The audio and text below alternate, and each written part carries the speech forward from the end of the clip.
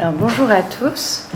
Lors de la dernière séance, on a reçu Marie de Henzel, qui est psychologue psychanalyste et qui nous a fait part de son expérience en soins palliatifs. Et elle nous montrait finalement comment la fin de vie venait révéler l'essence même et le rôle de la médecine, ce qui était donc une écoute attentive, une présence à l'autre, et qui ne venait absolument pas s'opposer aux soins techniques en règle générale, mais faisait partie du soin de la même manière. Et ce qu'elle a relevé à un moment qui me semble intéressant pour initier cette séance, c'est que elle montrait que pour souder leur équipe et pour tenir un peu dans ces moments durs de la fin de vie, ils avaient fait une séance inaugurale où ils s'étaient tous réunis dans une salle et ils s'étaient demandé finalement quel avait été le sens de leur vocation à la médecine et quel rapport ils avaient, eux, avec la souffrance et le vécu d'une maladie. Et en fait, ils s'étaient tous rendus compte qu'ils avaient eu un lien à un moment avec une épreuve de souffrance et de maladie. D'après elle pense que ce moment où chacun a fait une mise en récit de son vécu, une mise en récit de son histoire personnelle, a permis de révéler à la fois la vulnérabilité de chacun, leur vulnérabilité commune, et finalement à se sentir plus humain, et du coup à créer à la fois cette cohésion d'équipe, à la fois du coup cette écoute réciproque au sein de l'équipe, et en même temps une acceptation de leurs propres limites et le deuil d'une médecine un peu idéalisée et toute puissante. Et du coup leur propre mise en récit leur avait non seulement permis de réfléchir chacun à leur pratique, mais aussi d'être un peu plus réceptif du coup aux histoires des patients, en tout cas d'oser entrer en contact plus facilement avec les patients, d'oser approcher l'autre. Peut-être aussi parce qu'ils pouvaient compter sur le soutien de l'équipe. Et donc en effet, Ricoeur nous dit que finalement le temps est ce qui est une réalité insaisissable et angoissante pour l'être humain, et que c'est à travers le récit que les individus vont pouvoir conférer un sens à ce temps qui peut être angoissant grâce aux narrations qu'ils vont pouvoir faire. Et finalement, l'hôpital est typiquement ce lieu où le temps se suspend et s'intensifie, et où la mise en récit va pouvoir jouer un rôle capital. Donc en effet, la maladie ébranle toute histoire personnelle, et donc la mise en récit pourrait permettre aux patients de donner sens à cet événement et d'éveiller du mouvement dans cette existence paralysée. Et donc l'idée, c'est de se demander comment le soignant pourrait aider le malade à se replacer en position de narrateur de sa vie et rétablir sa capacité à se dire.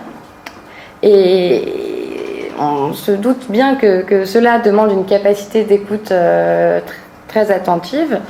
Et alors la question qu'on se pose tous et qui semble fondamentale et récurrente aujourd'hui, c'est finalement, peut-on former les individus au dialogue et à l'écoute ? Peut-on former un soignant, un étudiant en médecine, un médecin à la rencontre de l'autre ? Et donc c'est un peu l'idée de cette séance. Et nos trois intervenants d'aujourd'hui ont déjà organisé, élaboré sous l'intitulé de médecine narrative, un enseignement qui a pour ambition l'exercice d'une médecine humaniste de qualité. Ils sont aujourd'hui avec nous François Goupy, Thierry Depuis-Montebourg, Dominique Béguet, et on aura une vidéo de Rita Sharon, qui est professeure à Columbia à New York, qui est à l'origine de cette discipline. François Goupy est professeur de santé publique à l'Université Paris-Descartes, et il est également responsable de l'enseignement de la médecine narrative à la faculté de médecine de Paris-Descartes depuis 2009 en France. Thierry Depuis-Montbrun est médecin gastro-entérologue, docteur de philosophie pratique, et il est chargé d'enseignement dirigé de médecine narrative à Paris-Descartes. Dominique Béguet, elle est médecin endocrinologue diabétologue au centre hospitalier de Gonesse et le chef de pôle de médecine, chargé également de l'enseignement dirigé de médecine narrative à Paris Descartes. Je laisse la parole à François Goupil. Merci Zora, merci Pauline. Juste une question, ça nous aidera nous pour ajuster ce qu'on vient de vous dire. En gros, quel est parmi vous ceux qui sont soignants, peu importe qu'ils soient médecins, infirmiers, psychologues, patients experts, en gros en gros, c'est la moitié. Et les autres sont des profils de vivants comme si. C'est pas une surprise. Hein. Voilà. Alors, justement, un retour vers le futur, ça veut dire que par rapport à ceux qui sont dans le soin, d'une certaine manière, on peut dire que la médecine narrative, c'est pas bien nouveau, et même, quand je me souviens avoir rencontré il y a 4-5 ans Rita Charon chez elle, et elle m'avait sorti avec émotion les dossiers médicaux de son père, qui était médecin généraliste. Et toute leader mondiale, créatrice même de la médecine narrative en Amérique du Nord, elle m'avait dit, mais si mon père voyait que je fais de la médecine narrative, il considérait que je suis folle. Alors, sans aller jusque-là, c'est vrai que pour il y a 50-60 ans à peine, ce dont disposaient les médecins, c'était essentiellement, disons leur rôle, c'était essentiellement d'écouter et d'accompagner. Car les thérapeutiques, c'était plus des thérapeutes symptomatiques qui en fait ne changeaient pas grand-chose, et donc ils n'avaient pas comme aujourd'hui l'angoisse de l'erreur diagnostique, ni l'angoisse du médiateur. Donc, si vous voulez, la médecine narrative, pour cette génération de médecins qui en plus étaient avec des formations humanistes et non pas des formations scientifiques comme aujourd'hui, c'était une évidence, c'était quelque chose. Au jour d'aujourd'hui, notre discours, disons, doit s'ajuster, je dirais essentiellement vis-à-vis des psychiatres. Parce que pour les psychiatres, c'est tellement évident, ou les psychologues, qu'il y a, effectivement, par contre, ça devient très pertinent, si vous voulez, pour les somaticiens. Alors, pour planter le décor, je vais vous donner simplement déjà le titre du livre de Rita Charon, qui est tout récent, son livre, c'est 2017, tout juste 10 ans, elle vient de sortir un autre livre, et ce titre, c'est « Rendre hommage aux histoires de la maladie ». Vous savez que les anglo-saxons, il y a illness et disease. C'est évidemment illness, c'est-à-dire la maladie dans sa dimension de souffrance, de vécu.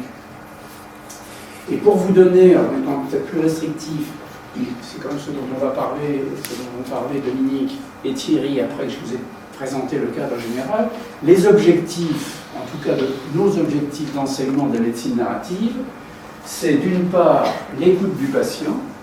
Et au lieu de vous faire des grands discours, je peux vous donner un commentaire d'étudiant, qui est un commentaire évidemment spontané. Je commence à apprécier et à voir les effets sur ma pratique de l'écoute. Donc ça, c'est le premier objectif de la médecine narrative. Le deuxième objectif, qui est plus spécifique peut-être aux jeunes étudiants, c'est la réflexion sur leur métier de médecin. On dit parfois des situations difficiles, on ne voit pas trop les clés, c'est intéressant d'en discuter. Et écrire des choses non formatées nous aide à faire le truc. Là encore, c'est un témoignage tout à fait spontané des étudiants. Donc les deux objectifs, si vous voulez. Alors, là, je parle des étudiants, mais évidemment, la médecine narrative peut être portée vers des équipes, vers des médecins, vers un département, ça peut le faire bien loin. Et ça sera ajusté, évidemment, la pratique de l'écoute, elle est quand même plus avancée chez les praticiens infirmiers, mais réfléchir sur les fondamentaux de leur métier, c'est un peu le même objectif. Alors, on va évidemment laisser une place à la discussion. De mon côté, je vais vous présenter ce que c'est que la médecine narrative par rapport à l'existant. Alors, mon discours sera peut-être plus orienté vers les soignants, vers ceux qui... Enfin, je pense que ce sera de toute façon évidemment intéressant pour tout le monde. Et ensuite, Dominique Béguet nous parlera de ce qu'est l'enseignement de la relation médecin-malade en général, et en particulier à Paris Descartes, et comment se positionne la médecine narrative. Et Thierry Le Puy-Montbrun vous racontera comment se déroulent en gros les ateliers d'écriture, qui sont la base, si vous voulez, enfin disons, l'outil de pédagogie privilégié dans la médecine narrative. Alors, s'il y avait une phrase à retenir de Rita Charon, c'est de dire que les patients qui se présentent à vous finalement comme un texte à analyser. Alors, ça peut paraître un peu provocateur. Bien entendu, un patient vient énumérer les signes cliniques, mais un patient, comme je crois que c'est Pauline qui le disait à l'instant, a besoin de donner du sens à ce qui lui arrive. Et la meilleure manière de donner du sens à ce qui lui arrive pour un patient qui est inquiet, c'est d'élaborer un récit qui donne du sens à tout ce qui lui arrive, pour le sortir un petit peu de ce chaos. Et même pour des pathologies banales, c'est-à-dire qu'il peut y avoir une pathologie qui soit banale et pas dramatique, mais qui rebute tout un tas de choses chez le patient, et le patient, pour faire face, a besoin de raconter un récit. Et donc quand il va voir un médecin, il est ambigu à la fois. C'est très bien qu'il faut qu'il lui donne les signes cliniques, et à la fois, il a très envie de raconter son histoire. Donc, le message de la médecine narrative, c'est de dire, écoutez, avant de faire votre interrogatoire, commencez par vraiment écouter ce récit que le patient a besoin de raconter, même si vous trouvez que c'est pas très intéressant a priori, bien vous vous trompez, voilà. Alors, l'écoute attentive, c'est le stéthoscope avec la troisième oreille. Donc ça, c'est un truc des psychiatres, c'est-à-dire qu'il faut écouter avec ses deux oreilles, mais il y a également une troisième oreille, c'est une manière très particulière d'écouter un récit. Et puis, vous voyez, au lieu que ce soit un fluide qui soit injecté, c'est un crayon.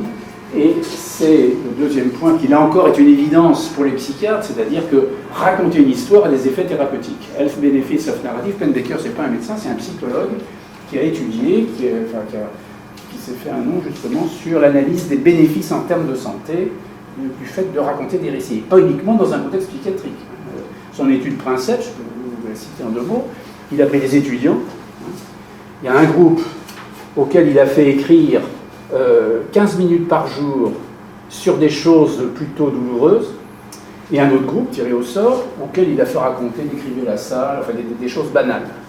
Et il a observé que ceux qui écrivaient des choses qui avaient du sens et qui étaient éventuellement douloureuses ou qui demandaient un effort moins de recours à la médecine scolaire et meilleurs résultats à l'examen. Il a extrapolé, il a fait ça avec d'autres populations. Vous voyez, le travail de base, c'est les bénéfices en termes de santé. Au moins, il consultait moins ça qui observe. Alors, pour vous situer la médecine narrative, cette diapo est un peu naïve, c'est qu'est-ce que l'acte médical? L'acte médical, il y a 3 temps. Il y a un temps de recueil de données, un temps diagnostique et un temps de prise en charge. Alors, sous la pression économique, ça fait des décennies qu'on le sait, ça a été mesuré au moins en Amérique du Nord, à ma connaissance, je crois que sur 20 ans, le temps consacré aux patients diminue de 30% en moyenne. Eh bien, c'est une réalité. Une autre réalité qui est plus précise et qui se rattache plus à la médecine narrative, c'est que, ça c'était publié dans un journal de médecine interne, on a enregistré, je crois, 60 patients, 60 consultations de médecins généralistes, et on a observé, alors on trouve ça dans la presse en ce moment, quand il s'agit de relations médecin-malade, on a observé que ces médecins coupaient la parole à leurs patients au bout de 18 secondes. Alors bien entendu, c'est pas un jugement moral. Il est normal que le clinicien fasse son interrogatoire, il est quand même payé pour ça, c'est la base de son job. Par contre, qu'est-ce qui empêche, avant de commencer l'interrogatoire, de prendre un temps d'écoute? Et donc c'est ça qui a été dénoncé, c'est ça qui a été observé, et je peux vous dire que des cliniciens avertis, c'est une expérience personnelle avec des collègues, parce que moi je ne suis pas clinicien, je suis médecin de santé publique, comme l'a dit Zora, donc des collègues cliniciens me disaient, mais tu sais, Rita Charon, elle a raison, je suis gérontologue, j'ai vraiment l'habitude, je m'aperçois que je coupe la parole aux patients. Deuxièmement, et ça, on entend tout ça dans les conversations de salon, qu'on soit médecin ou pas médecin, j'ai su aller aux urgences à tel endroit, les gens étaient pressés, c'est des soins personnels, j'avais l'impression de ne pas exister, l'impression d'être un organe, etc. Cette dépersonnalisation est également dénoncée. Donc, jusqu'ici, je ne fais que vous rapporter sous une forme simplifiée une évolution qui est réelle, dont on est tous conscients. Et alors, qu'est-ce que le système de santé a fait pour réagir? Pardonnez-moi, avant de vous dire ça, les conséquences de tout ça, c'est que d'une part, il y a une inflation technologique. Ça, on sait tous, c'est plus facile de prescrire des examens que d'écouter un patient. Deuxièmement, tout ce qui est facteurs de risques sociaux, événements de vie, réseau social, l'insertion, etc., les cliniciens, ils ne sont quand même pas idiots, ils savent que c'est très important pour la prise en charge. Sauf que ça prend beaucoup de temps. Alors, vous voyez, je n'ai pas mis en rouge la sémiologie et les facteurs de risque, parce que surtout les jeunes médecins, ils sont formatés avec l'internat, donc ils ne laissent pas d'oublier les facteurs de risque, hein, ils sont habitués. Par contre, ça prend du temps d'écouter un patient vous raconter son environnement, les facteurs de risque sociaux, les événements de vie, etc.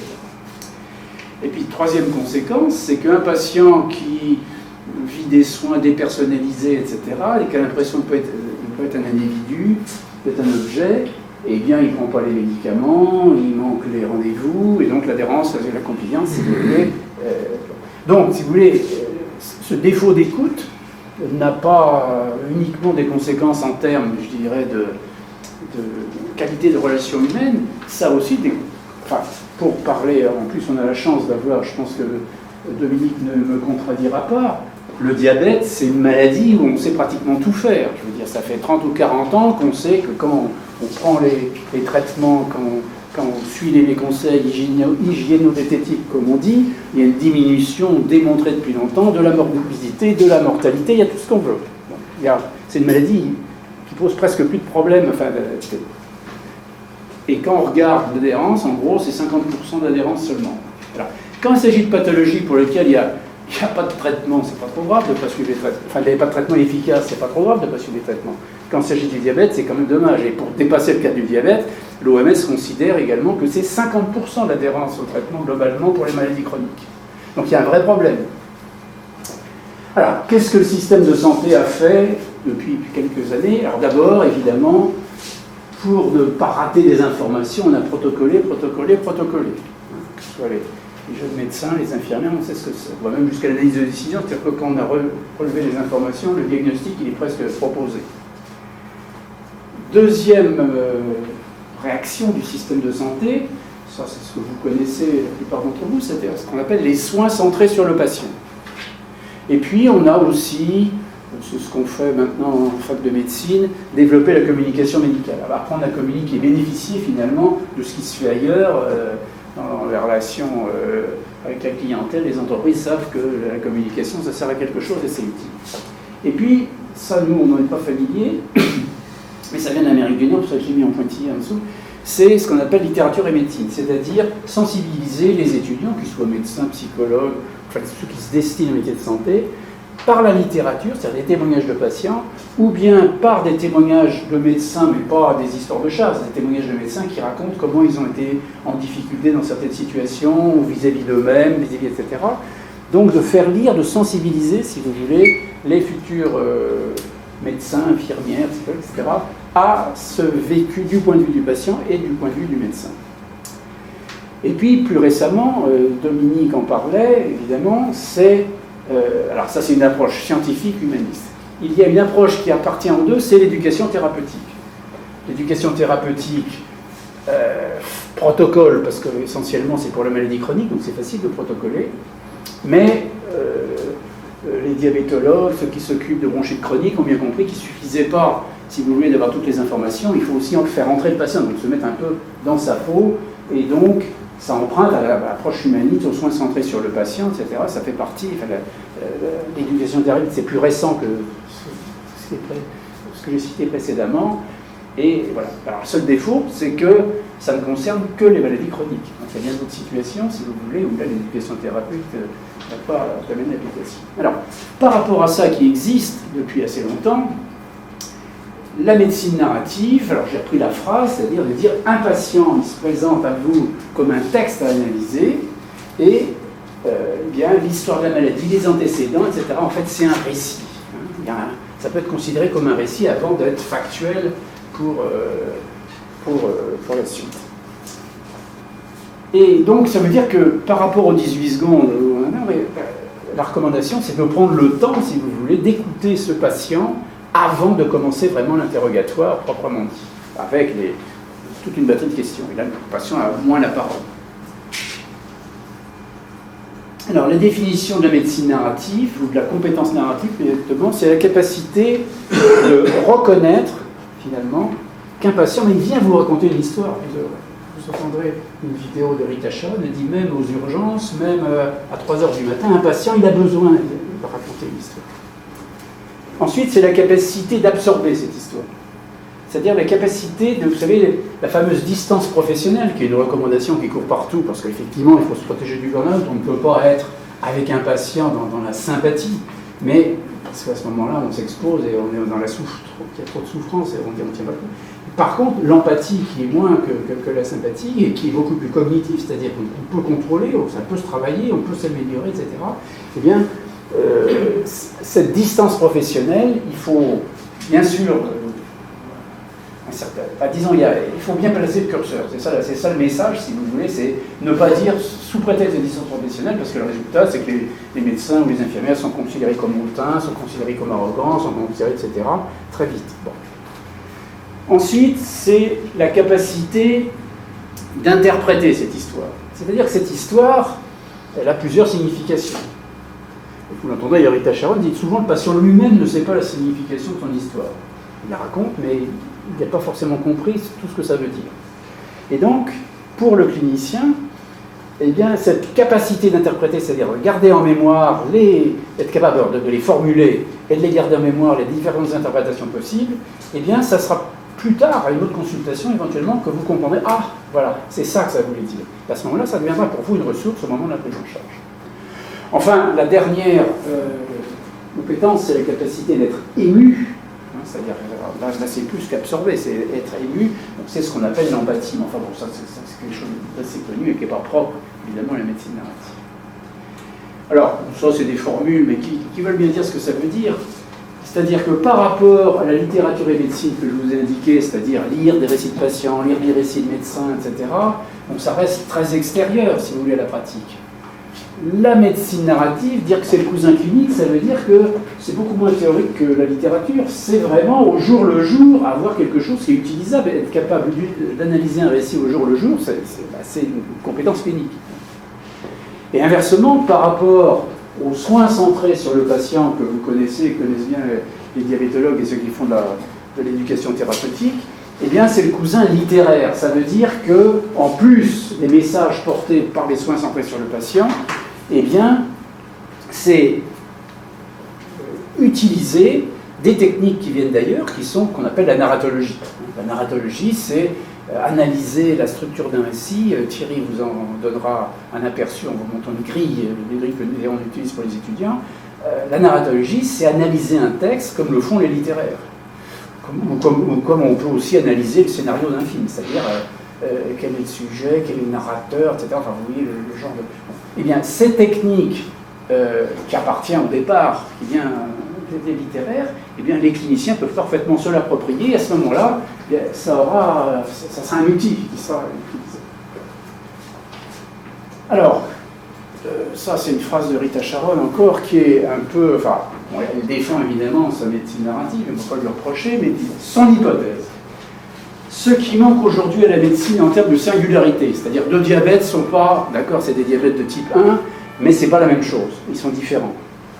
En termes d'humilité, la capacité de reconnaître l'erreur, de reconnaître qu'on n'est pas force, qu'on peut avoir, qu'on peut se poser des questions, etc.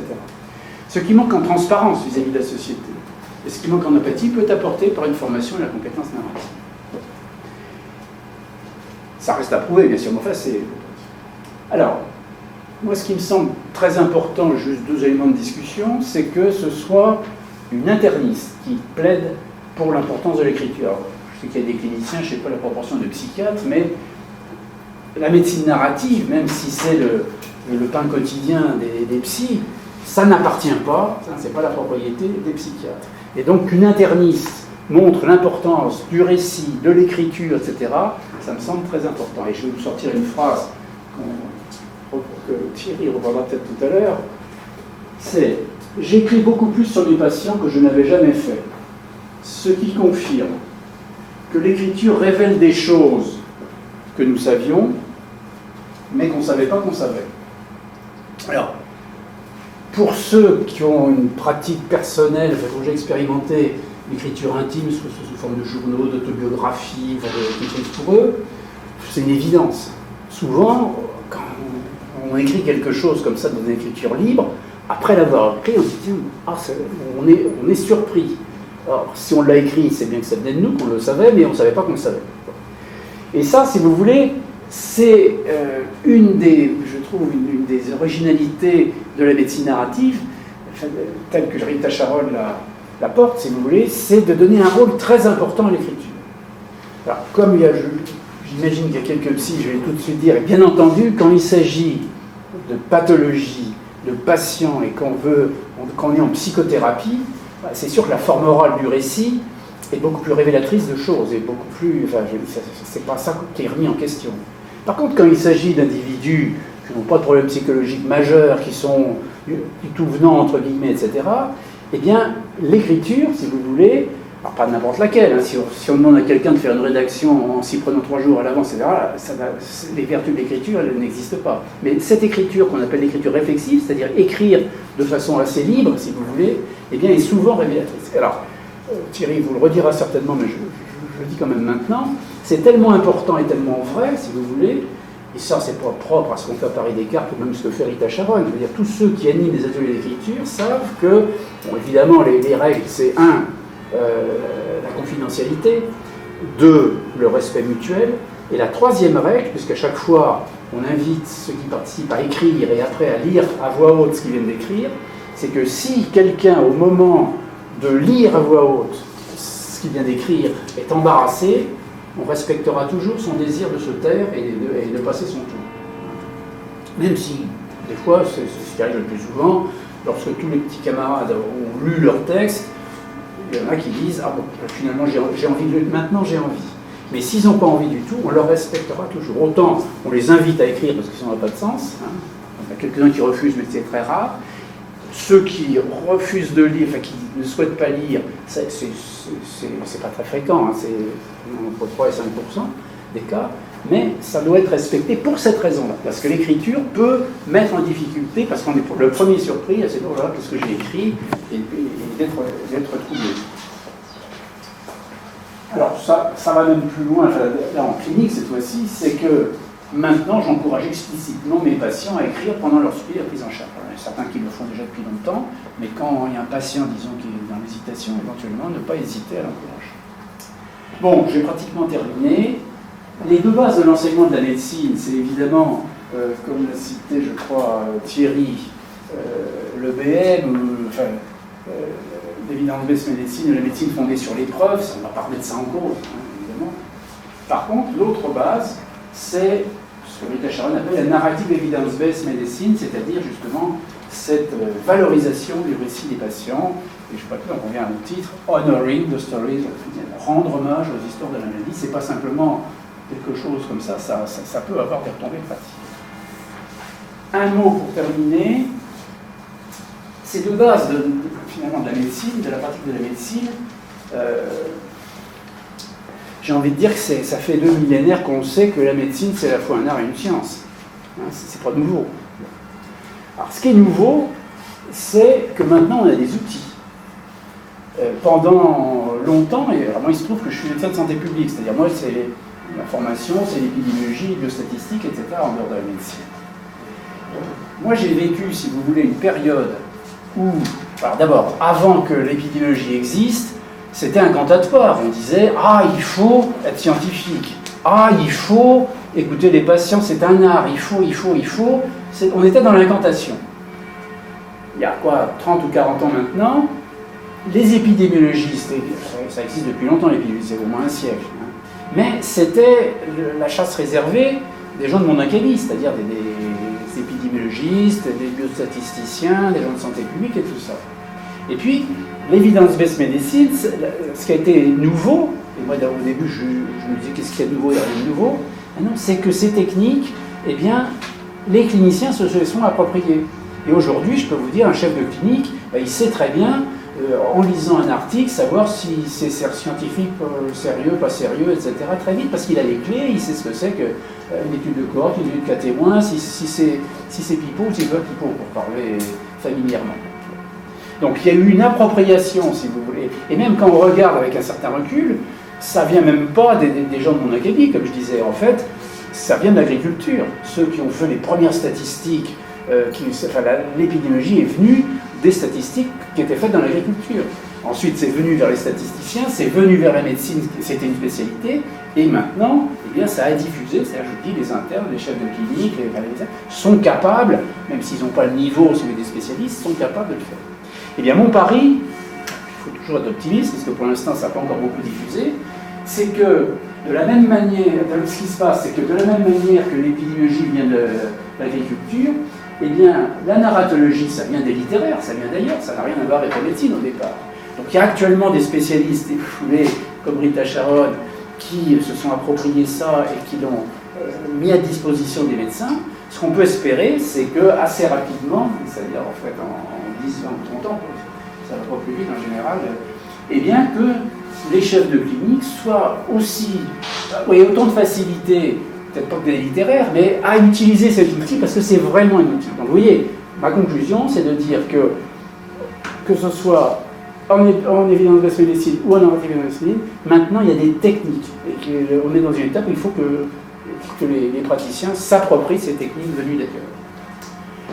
Bon, j'ai terminé. Maintenant, donc, Dominique va vous parler d'histoire, je rappelle le plan, et Thierry va parler des ateliers d'écriture, puisque j'en ai parlé.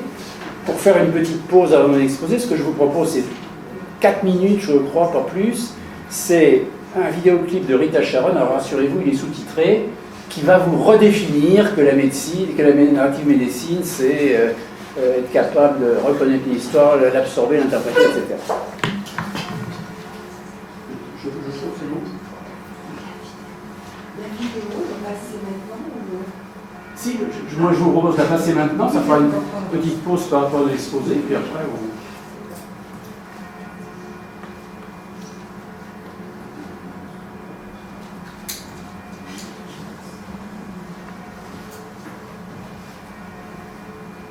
Wise persons have said that narrative competence in a doctor can make that person a better healer.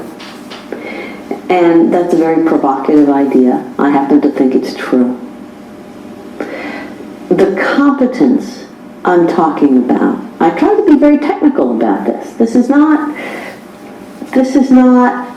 you know, gifts given by God. This is not what students used to call touchy-feely. These are very distinct, concrete, observable, and in part measurable skills, which I can train you in. The first skill is to recognize that someone's telling you a story. This is not often done in the emergency room, in the ICU, in a late-night phone call at night. That somebody is indeed telling you a story. The next is to absorb it, to let it in. I think persons trained in clinical sciences tend to be a little impermeable to these things. They worry about the emotion perhaps, or the embroiling nature of listening very openly to other people's lived experience. So it's a separate skill to become permeable enough as a listener that that story reaches you.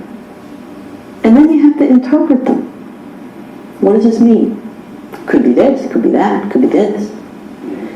And you need practice in developing sometimes 3, 4, 6, 8 competing, yes, interpretations. You can't close it off and say A is right and not G. You need the practice and the training and the skill to keep open these multiple contradictory, ambiguous interpretations, because you don't know yet which one will be most helpful in healing. Patient doesn't know yet either. So I've talked about recognizing when stories are told, absorbing them, metabolizing them, interpreting them. And then the final one is letting yourself be moved by them to be of help. This we often don't think consciously of as a task. Indeed, if the patient gets into my bones, then I'm a different doctor now than I was before I met that patient, aren't I? It was Hegel who, in Philosophy of Spirit, reminds us how recognition is a mutual act. So if I recognize you deeply, genuinely, authentically, I too am recognized by you and by this transaction. And so, general internist sitting in the office, you see 8, 10, 11 patients in a half a day. You have a shot at being recognized newly 8, 10, 11 times that morning. Do you see? I think it's thrilling to think that if I do my work really well, with full power of recognizing and interpreting and being permeable and all of this stuff, not only do I recognize this patient, which I gotta say is a rather rare occurrence, to be deeply recognized by another is very rare. You know, when we talk about this sometimes with students, there are many who say, that never happened to me. Do you see? Wait, let me finish. So if we're able, with this set of skills, to bestow recognition on the patient, the incredible happy dividend is that we too derive it. And so there's this constant spiral of newly becoming the self that you are. And it's always a complicated or a deeper self than it was the last time.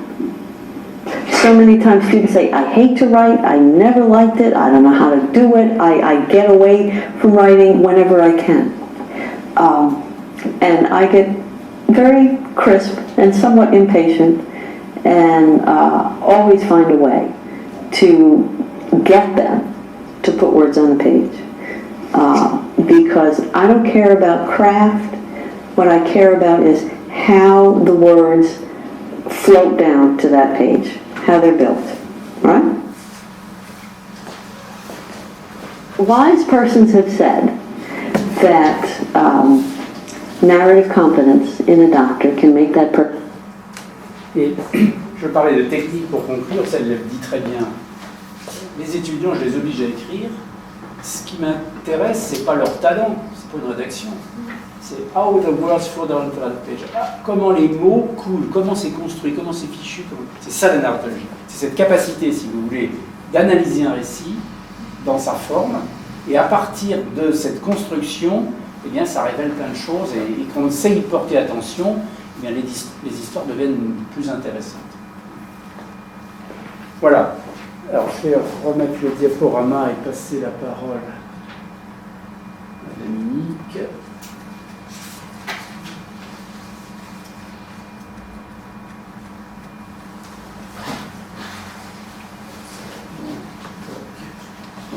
On va parler de l'historique, l'enseignement de la relation d'un, c'est un de l'historique, et Thierry parlera des...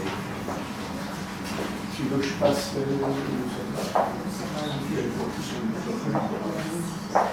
Alors, donc moi je vais vous parler de comment la médecine narrative est rentrée dans les études de médecine à Paris-Descartes. Voilà, ça a démarré entre 2009 et 2010, et c'était tout d'abord un enseignement optionnel. Les études sont faites en un cycle. Il y a d'abord un premier cycle, les études médicales, ce qu'on appelle le P1 et le P2, et que là, c'est des sciences plutôt dures, on va dire la biologie, la biophysique, la chimie, etc. Et que c'est à ce moment-là que les étudiants ont des cours d'éthique, de psychologie médicale, de matières dites plus humanistes. Puis ensuite, le deuxième cycle, là, les étudiants, à partir de la deuxième année du deuxième cycle, ils deviennent externes et ils ont donc des fonctions hospitalières tous les matins à l'hôpital, dans les services où ils sont affectés. Et puis, pendant ce deuxième cycle, ils vont avoir à choisir des enseignements optionnels, 2 en D2 et 2 en D3. Voilà, et puis ensuite, ce sera l'internat, qu'on appelle maintenant l'examen classant national, qui dure 4 années et qui termine, qui fait le 3e cycle. Assez souvent, au moment où ils sont internes, ils ont une formation en communication médicale qui le plus souvent, dans la plupart des universités, est faite par les médecins généralistes. Voilà. Et la médecine narrative, elle est rentrée en DCEM2, donc en première année d'externat, comme enseignement optionnel de 20 heures.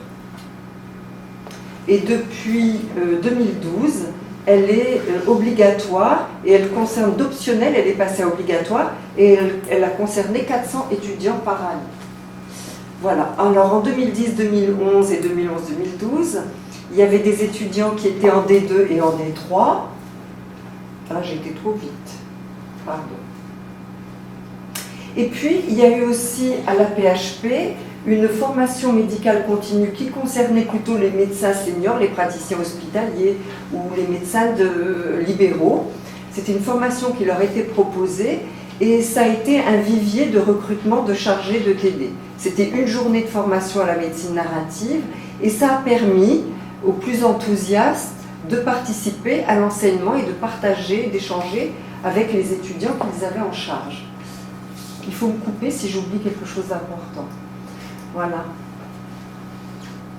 Alors, il y a eu une étude d'intervention pédagogique qui a été réalisée pour essayer d'évaluer l'intérêt et en quoi c'était intéressant de mettre de la médecine narrative. Donc, je vais vous montrer comment ça s'est fait. Il y avait donc 4 groupes et la médecine narrative. Je ne sais pas si c'est une flèche. Il y a une flèche là. Ah voilà. Donc vous voyez que c'était 4 groupes, qu'il y avait du tirage au sort et que la médecine narrative concernait uniquement le premier groupe. Pour les autres, c'était des lectures, d'analyses de témoignages, etc.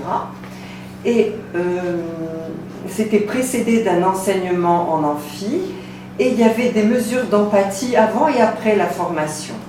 Alors les mesures d'empathie, il y avait une différence en faveur des ateliers d'écriture, de ces ateliers de médecine narrative, mais la différence n'était pas suffisamment significative pour être retenue. En revanche, la satisfaction des étudiants était très nettement supérieure pour ce groupe-là. Donc ça a permis cette étude de rendre obligatoire cette formation, de le structurer, et donc du coup ça concernait tous les étudiants chaque année, avec uniquement cette fois 2 heures de cours, et puis 5 ateliers d'écriture, à une semaine, puis maintenant à 15 jours d'intervalle pour des questions d'organisation, pour les étudiants, etc. Comment? À la demande des étudiants. C'est dommage que ça dure pas plus longtemps. Voilà, pour étaler l'enseignement. Et puis ça se terminait aussi par une consultation simulée qui était proposée par des patients acteurs qui rencontraient ces étudiants. Et puis, il y a la dernière mouture, on va dire, de cette formation à la communication, cette formation à la relation soignant-soigné. Eh bien, c'est pour 2/3 maintenant à Paris Descartes pour la médecine narrative, avec l'introduction maintenant pour 1/3 des étudiants à la formation au groupe Balint. Voilà un peu pour vous expliquer comment c'est rentré dans les études médicales.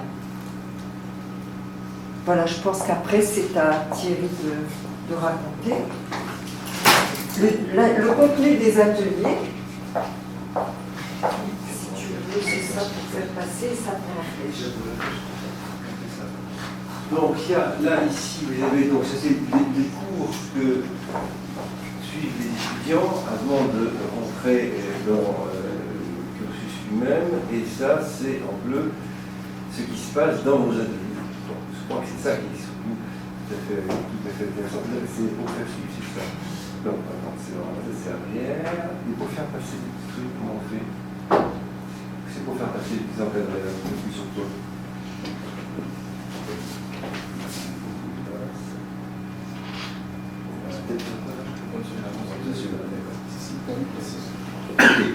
Bon, en rouge, c'est ce que actuellement est en cours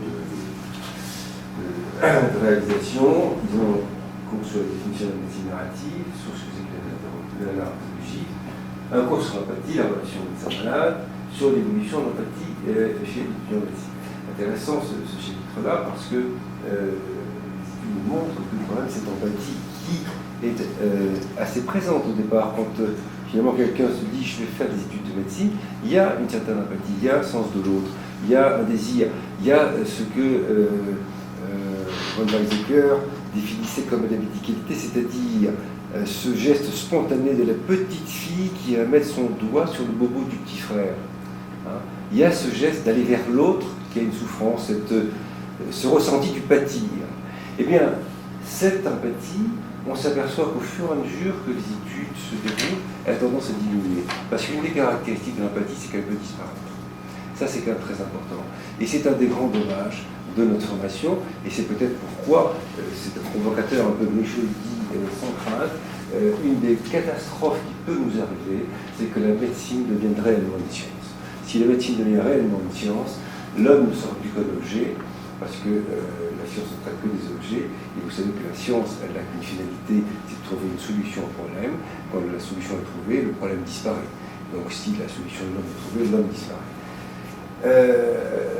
Envers, juste signaler ce que se fait à l'université McGill, les anglo-saxons, les Canadiens, sont quand même là-dessus un petit peu plus en avance sur nous, et eux, ils ont un système qui prend en charge les étudiants sur plusieurs années, 4 années de suite. Ce sont des groupes de 6 personnes qui sont avec un même tuteur, et ils vont parcourir comme ça ces 4 années en ayant toute une série d'exercices qui dépassent d'ailleurs le cas de la médecine narrative, parce qu'ils ne font pas que ça, ils ont des exercices assez particuliers, comme par exemple aller chercher un patient chez lui, l'amener à l'hôpital, le ramener, puis écrire ce qui s'est passé, etc. Nous n'en sommes pas là. Nous en sommes à cette formation telle que vous est décrit en bleu, où nous avons des groupes de 9 étudiants qui arrivent comme ça, un bel après-midi, qu'on extrait de ce monde de certitude où ils savent que voilà, il y a là un nouveau plat, qu'il y a là telle image, que c'est une pneumopathie d'enchevêtre aiguë, que c'est une crise de goutte, que c'est ceci, que c'est cela, que les atomes sont là et pas ailleurs. Et ils viennent et on va leur dire écoutez, voilà, on va déconstruire un peu, c'est pas si sûr que ça. Bon. Et on va pour ça vous proposer une technique qui est d'écrire et de vous laisser aller sur cette page. Ils sont désarçonnés, et d'autant plus que la première chose qu'on va leur demander, comme la première proposition d'écriture, c'est écrire l'histoire de votre nom.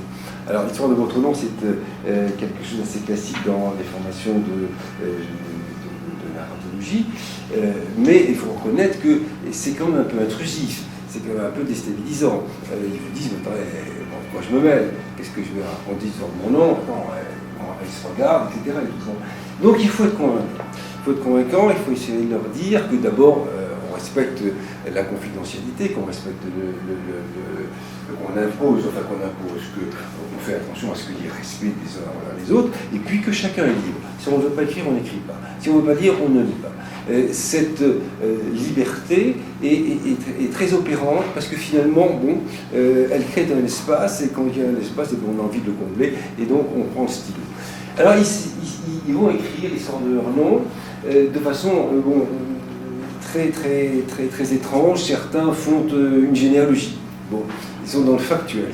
Et d'autres, par contre, vont pouvoir se laisser aller, et c'est là où il est intéressant de pouvoir de la métaphore dans les écritures. C'est-à-dire qu'à un moment donné, ils vont dire à propos d'un parent, ou d'un oncle, ou de ceci ou cela, il était quelque chose comme ça. Et là, il faut accrocher pour montrer que le fait d'écrire va nous permettre de sortir d'une relation basique, matérielle, et pouvoir découvrir qu'il y a chez l'autre quelque chose qui fait écho chez nous, et que finalement, mon histoire à moi, ne prend sens que s'il y a l'histoire de l'autre. Ça, c'est absolument essentiel.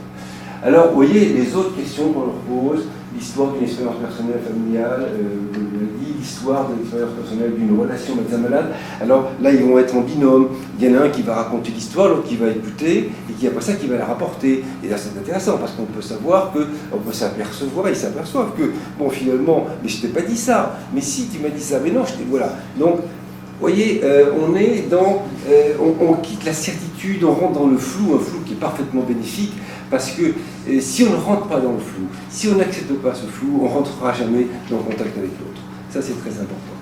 L'histoire des malades, d'un patient, etc. Et puis l'histoire de Madame V. L'histoire de Madame V, c'est une vidéo où on voit une femme qui raconte une histoire pas possible. Comme il y a des gens qui malheureusement sont un peu écrasés par la vie. Et donc on regarde cette histoire et après ça, on demande aux étudiants de pouvoir s'exprimer, dire et raconter ce qu'ils ont ressenti. Bon, tout ça c'est pour dire que finalement, je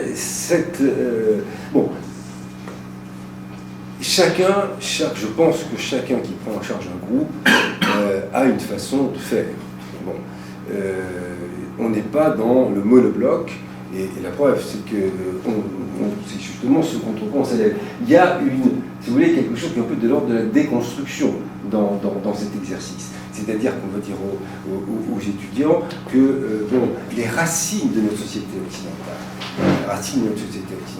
sont dans un concept qu'on appelle le dualisme, c'est-à-dire dans une espèce d'opposition de l'esprit et du corps, qui a amené au rejet du corps chez nos anciens Grecs et qui a amené la condition favorable pour que, lorsqu'un jour un gars qui s'appelait Galilée a dit le langage de l'univers est la mathématique, et lorsqu'un gars qui s'appelait Vézal a dit le corps c'est pas l'homme donc je peux disséquer le corps, et bien parce que l'un dans l'autre s'est rencontrés, on est arrivé à Descartes qui a dit donc qu'est-ce que c'est que l'homme? C'est quelque chose qui pense. Qu'est-ce que c'est que le corps? C'est de la matière étendue qu'on peut découper, analyser, etc.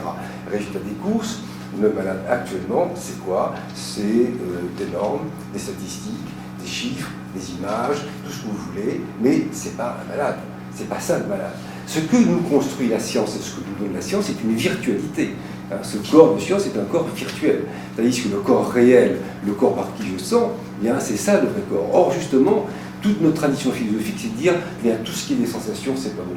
Donc il faut qu'on rapprenne aux gens que, voilà, les étudiants, il faut qu'ils rapprennent ça. Il faut qu'ils rapprennent qu'il y a des sensations, il faut qu'ils rapprennent qu'on va écouter les autres, et ça, le récit, c'est très important pour ça, parce que ça permet de retranscrire ce dont on n'avait pas conscience, et de retranscrire que finalement, si je veux écouter l'autre, eh bien, il faut que je puisse suspendre mon jugement, et que je puisse recevoir l'autre. Voilà, donc tout ce travail-là qui se fait avec des étudiants qui vous disent au fur et à mesure, oui c'est vrai, effectivement c'est bien, oui je suis content. Il y a des moments,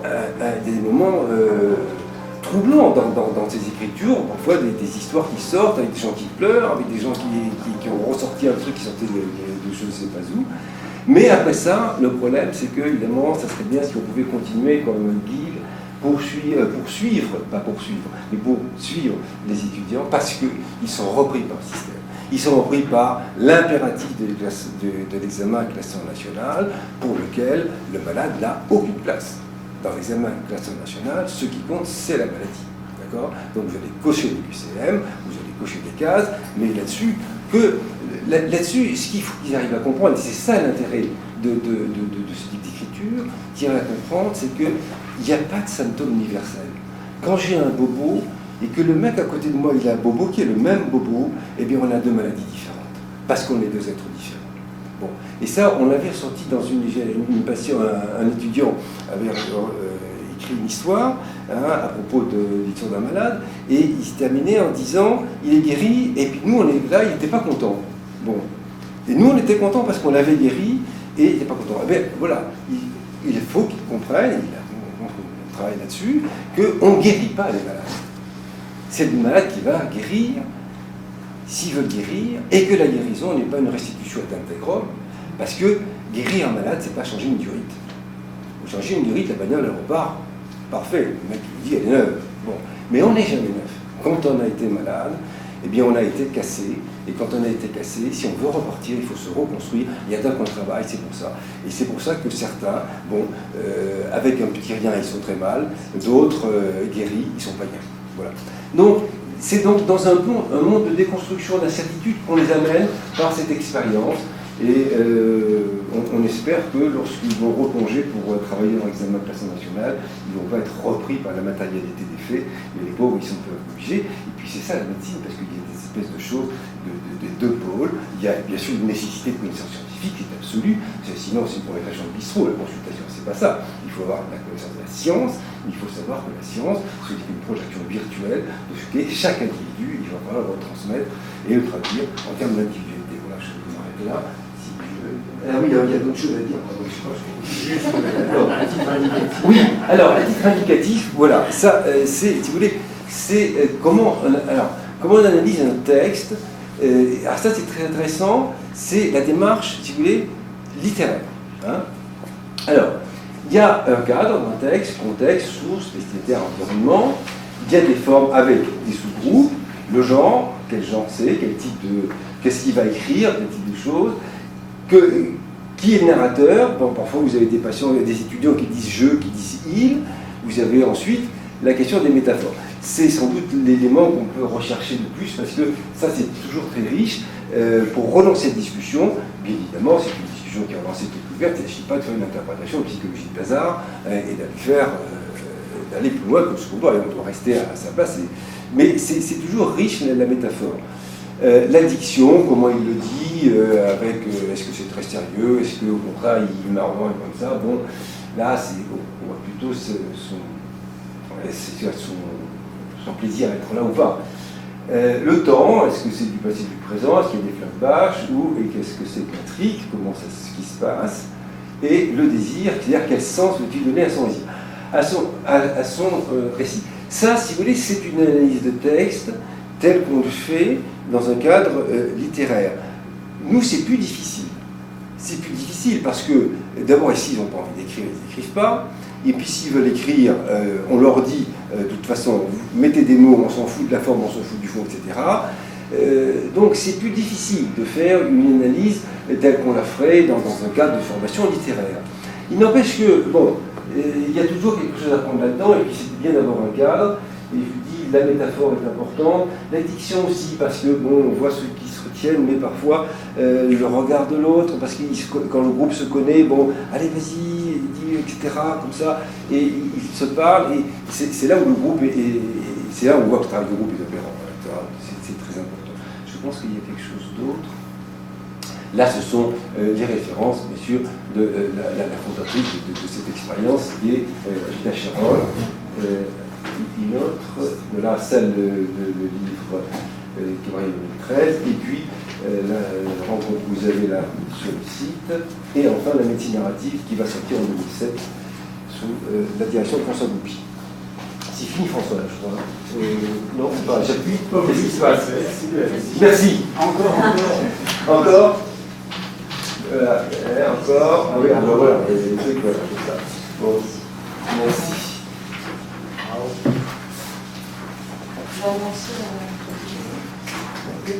On peut peut-être plus se mettre